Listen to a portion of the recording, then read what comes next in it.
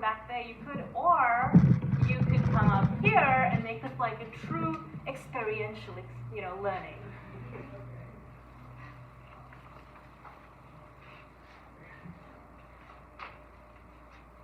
And you don't have to speak very long, just like 2 minutes, a quick synopsis of what you personally find challenging, and then how you've managed to kind of deal with it.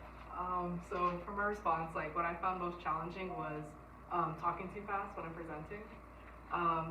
It's just a challenge that I like oftentimes, even right now, like I feel like I'm going too fast where the people I'm presenting to cannot fully comprehend what I'm saying. So some strategies, I guess, to kind of help deal with that was timing myself, or specifically timing pauses in my speeches if it's a prepared speech. Just engaging with the audience, like looking around, that'll take some time and kind of ease the nerves that you have when you're presenting. And I think that was the biggest thing I talked about, was just slowing down and making sure instead of saying like I am like 20 times up here, but planning to take like pauses and so the audience can comprehend what you're saying. Awesome, thank you. So, we just put her on the spot, and that was really great. So the don't matter at all. You did excellent. Carolina is who I have next. Yeah? Carolina. Carolina, I'm sorry, yes. You ready? Yeah. Okay, cool.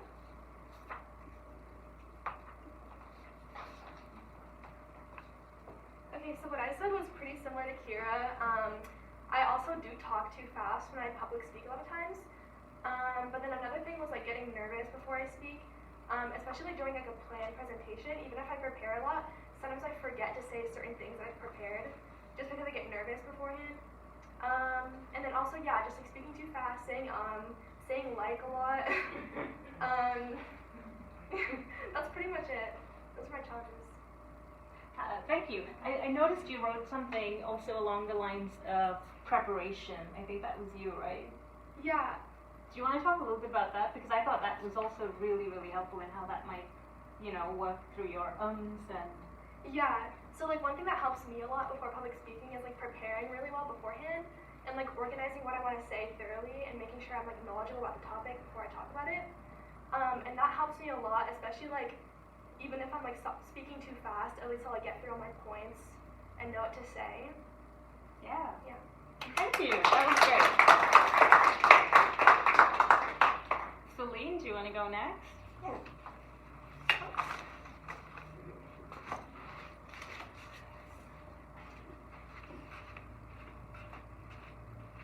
So when it comes to public speaking, I actually have really, really bad stage fright.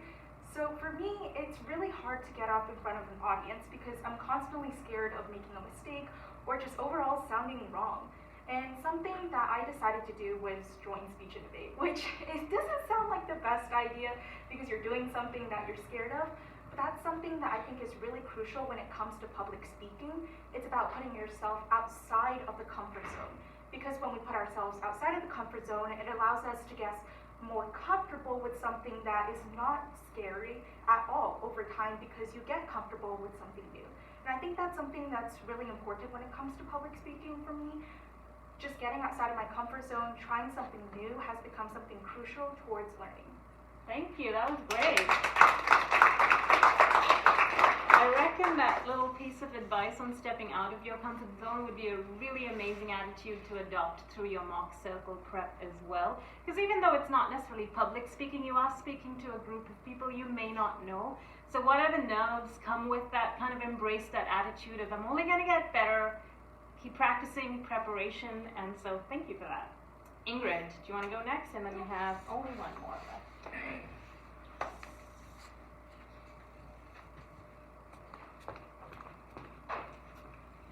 One big struggle I have in public speaking is like connecting with my audience. If I just randomly see someone and they're not looking or they're doing something else, looking bored, I feel down go spiraling and saying, no one cares about this, why am I speaking? And it brings down my mood, so I won't be able to speak as well and keep forgetting stuff. I also have a kind of a problem on confidence. even in a debate against someone else, if they like go on one of my point of views, and I'm like, wait, I see your point, and I just keep doubting myself saying, maybe I'm not in the best point of view, but how I fix that mostly is by just, instead of my speech, just keep acknowledging my point of views and just, you know, do that. Awesome. Thank you so much. That was great. And then we have Parthenia. Did I say that right? Yeah. Okay, thank you.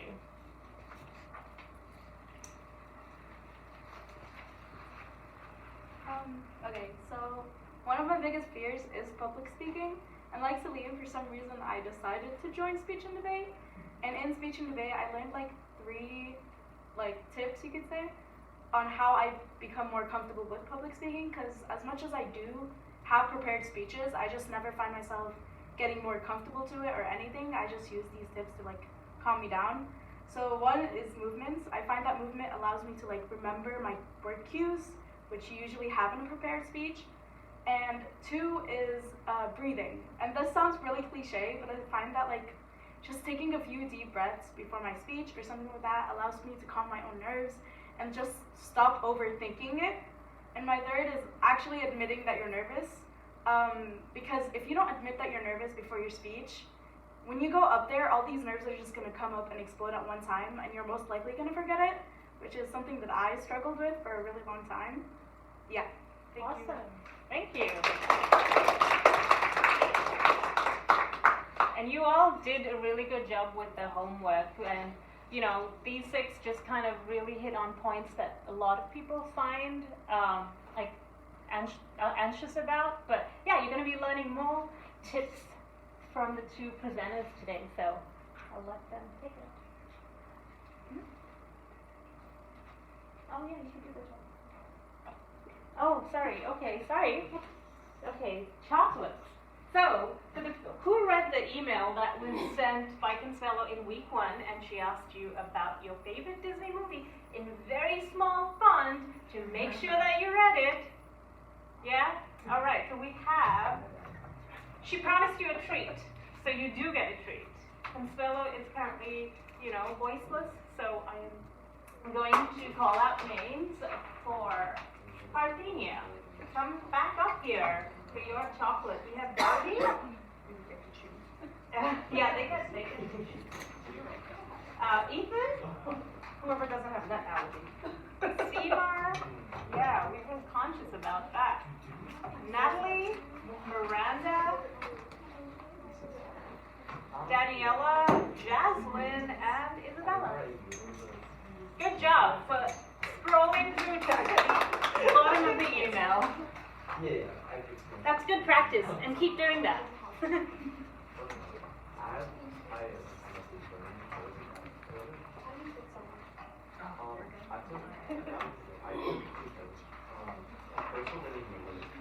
It works. No.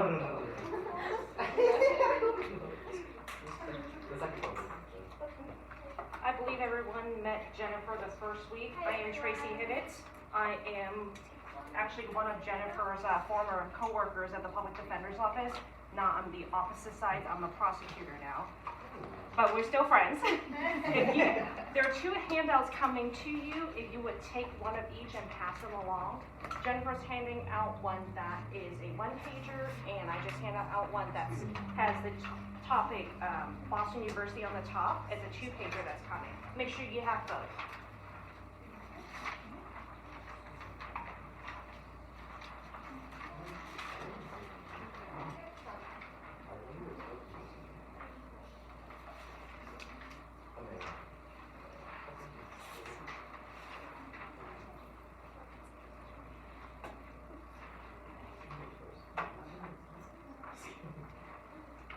Once everyone has a copy of each, if I can have everybody look up so we could get a cue. There we go. So one of the things we want to work on is communication, but that's just not only speaking and listening. What I just asked everyone to do by looking up That's a body language cue to me that you're all ready and you have those two handouts. All of these things combined together is what we have talked about communication. We have a series of PowerPoints, including videos and exercises this evening for everyone to participate. So there will be no shortage of exercises and getting together and really get to know each other as well. And I'll get to the next slide.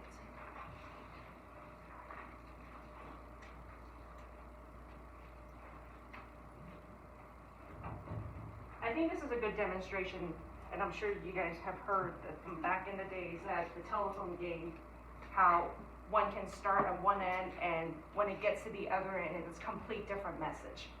And so we want to avoid that, especially working in a group. We want to come to a resolution at the end. That's what these restorative justice circles are about. So we want to make sure that that doesn't happen, the jumbling in the middle. We want to make sure that doesn't happen. The next two slides will have short YouTube videos, and hopefully everyone in here can pick up some key terms, skill set, and then Jennifer will introduce those exercises that come after the next two slides.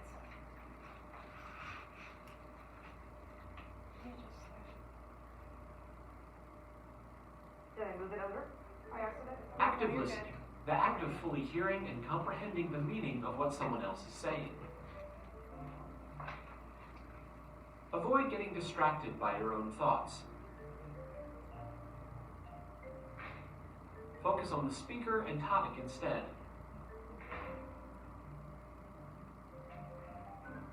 Try not to interrupt the other person. Let them finish and then respond. Use door openers. These are phrases that show you're interested and keep the other person talking.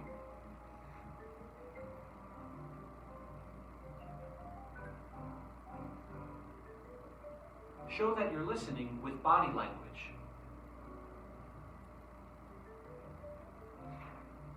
If appropriate, take notes during important conversations. Paraphrase what others have said to make sure you're both on the same page.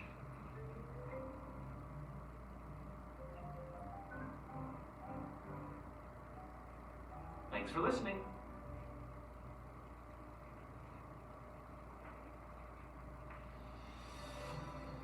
GCF Global, creating opportunity. Active listening, the act of fully hearing and comprehending the meaning of...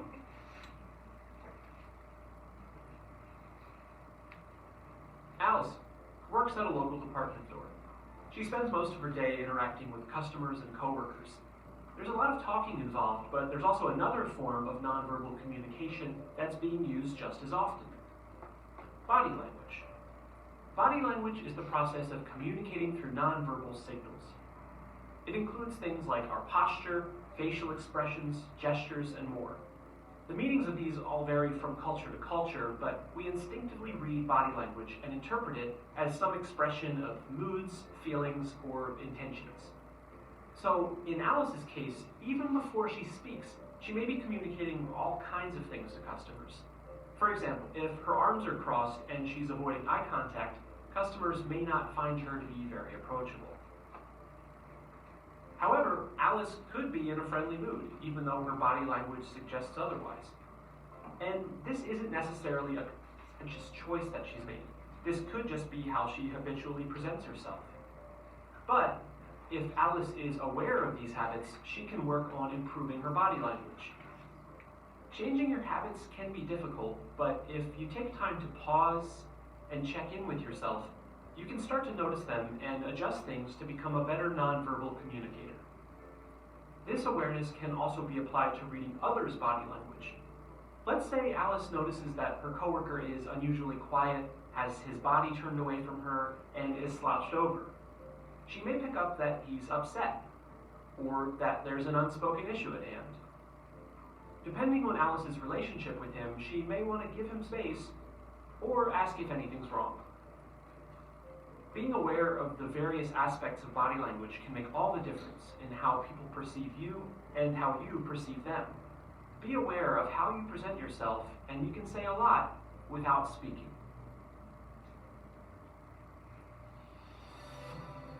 GCF Global, creating opportunities for a better life. So those are some pretty quick videos to talk about both nonverbal and verbal cues. And I noticed even when Ingrid gave her presentation, you said when you see people not paying attention or looking down, so that's like dead on right away when you said that. I was like, oh, well, we're going to be talking about that in a few minutes. And I noticed like when other people are talking, some of you are like nodding your head to let us know like you're hearing that. So with nonverbal, as you could see in this last video, it's super important to be observant of the listener and to understand or to try to understand what they're getting from what you're saying. And then also you can verbally, restate what someone has told you or ask questions. Just to get some feedback from you guys, anybody have any thoughts on situations that you can think of that are very important that would require listening? Do you guys have any examples that require good listening or active listening? Yeah.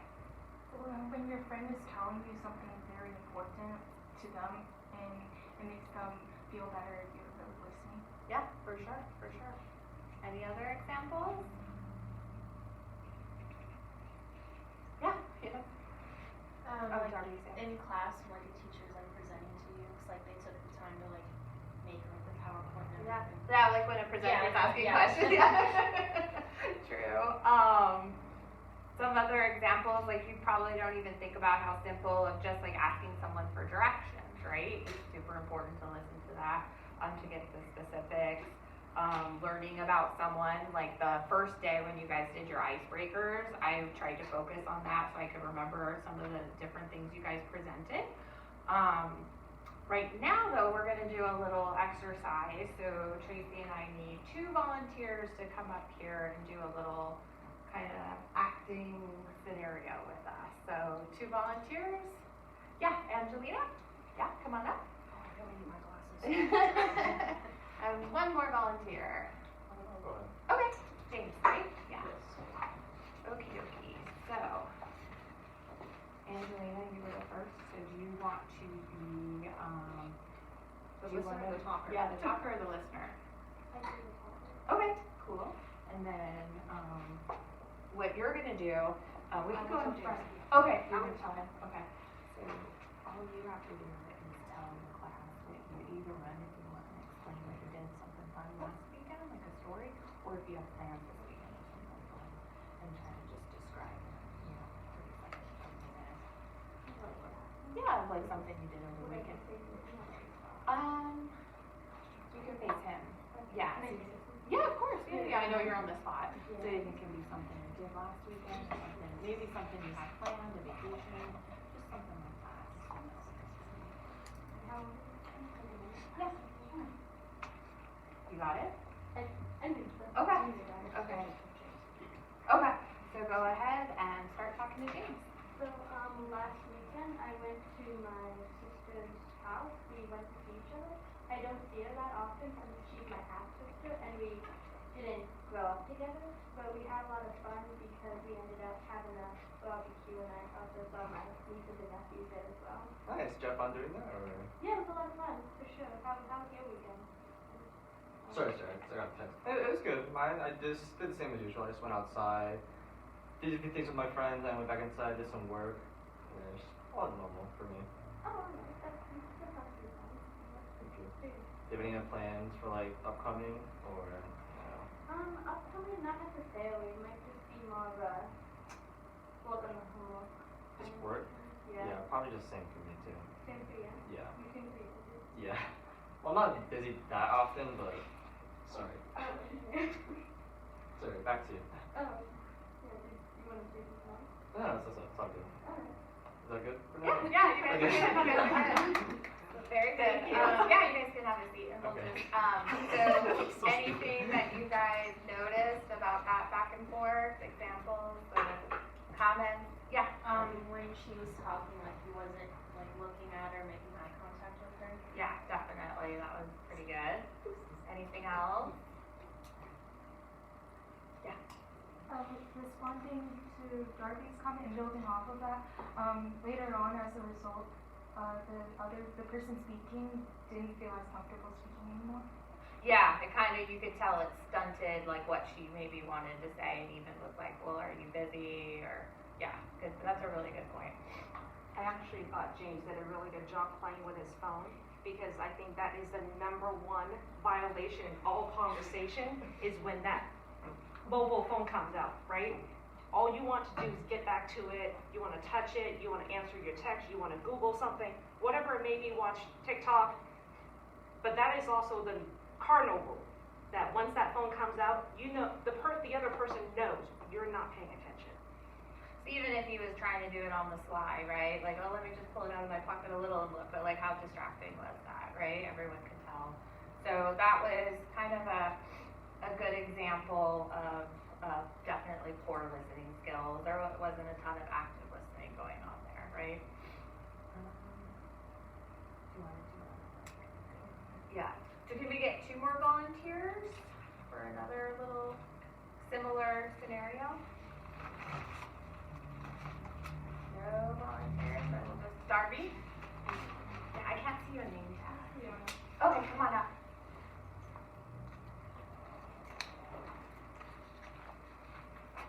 You want to be the talker or the listener? Okay. So you're going to be the talker. And so you can just, same thing if you want to talk about something you did last week and that was fun, something you had planned, or if you have a question, just to talk for a minute. Okay, and then she can either clear it out. Okay.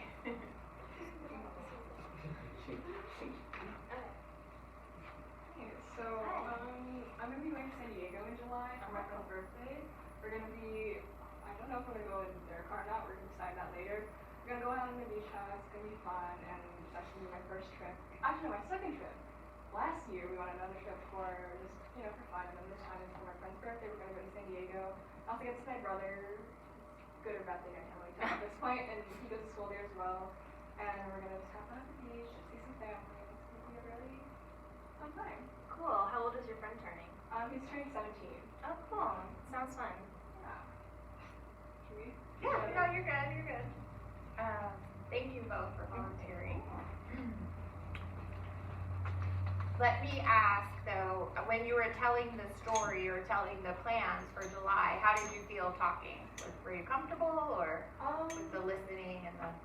I could tell she was like focused on me, but I can't tell she like was being polite. I don't know. I feel like a lot of the times when looking at body language, you can see if they're reacting to what you're saying. Right. And I didn't I know she was reacting to like what she said to me, and that's after that I could tell she was listening to me. Before that I wasn't 100% sure. Yeah, that's fair, because her question made sense, so you could tell, right? Because just because someone's nodding their head, they could also be thinking about what they want to do for dinner or what they have to do later tonight, right? I'm guilty of that a lot. So, let's see.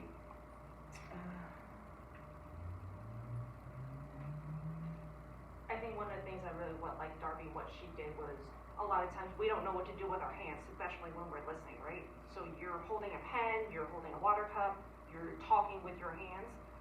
Darby didn't do any of the fidgeting. She was open, her arms were to her side, her body was open, and she was leaning in. That's some of the things that your body does naturally when you are engaging. So when you're paying attention to that, the other person who's talking is more receptive to that. They're more open to you when you do that. When your hands start getting closer to closer in front of your body, that's a close-off message. So you want to be sure where these things go. And I think it's important too to like the importance of both the nonverbal and verbal, because you can have nonverbal cues by maintaining eye contact, nodding your head. But then, like you said, the talker might not know for sure if they're paying attention. So when you follow that up with an active listening response question, saying like, oh yeah, I proved to you, I did hear that you're going there in July, or how old's your brother? Or if you're gonna ask, like kind of just paraphrase it, like the example we saw in the video was either paraphrasing or just repeating something, just to cue the listener or the talker to know that you are listening. So, should we move on to this one? Yeah. We've got a fun little video, kind of just more emphasis on, a comedic emphasis on what we've been talking about. Alice works at a local department store. She spends most.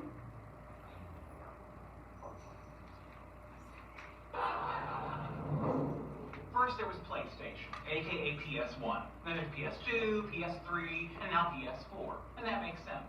You'd think after Xbox, it'd be Xbox 2. But no. Next came Xbox 360. And now, after 360, comes Xbox One. Why one? Maybe that's how many seconds of thought they put into naming it. Can you get the butter, please? Yeah, however, with the Xbox One, I can control my entire entertainment system using voice commands. Up until now, I've had to use Leonard. Then get the other one. Pass the butter. Hang on. I don't feel like you're taking this dilemma seriously. Fine, Sheldon. You have my undivided attention. Okay, now, the PS4 is more angular and sleek looking. No way! It's true, but the larger size of the Xbox One may keep it from overheating. You wouldn't want your gaming system to overheat? No, see, well, you absolutely would not. And furthermore, the Xbox One now comes with a Kinect included. Included? Yes. Not sold separately. Although the PS4 uses cool new GDDR5 RAM, while the Xbox One is still using the conventional DDR3 memory. Why would they still be using DDR3? Are they nuts? See, that's what I thought. But then they go and throw in an ES RAM buffer. Oh, wait a second. Who's they? Xbox. You're kidding! No, I am not. And this ES RAM buffer should totally bridge the 100 gigabit per second bandwidth gap between the two RAM types. This is a nightmare. How will you ever make a decision? See, I don't know. What should I do? Please pass the butter!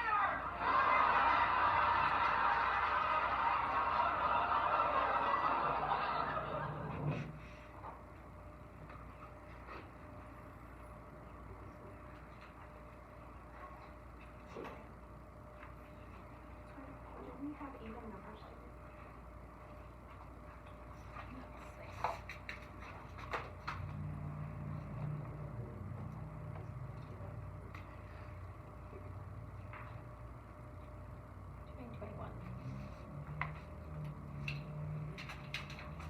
Do you want to play? Sure. Sure.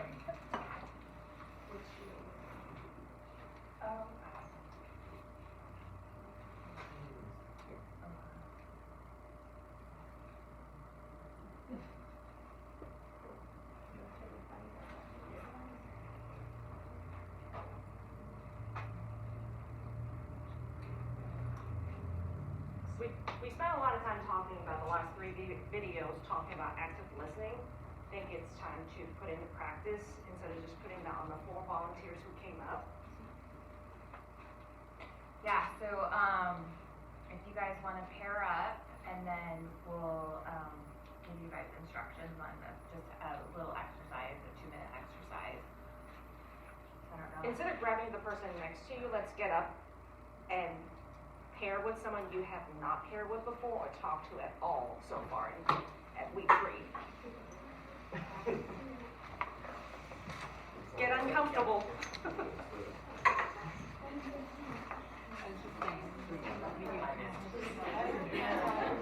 At my age.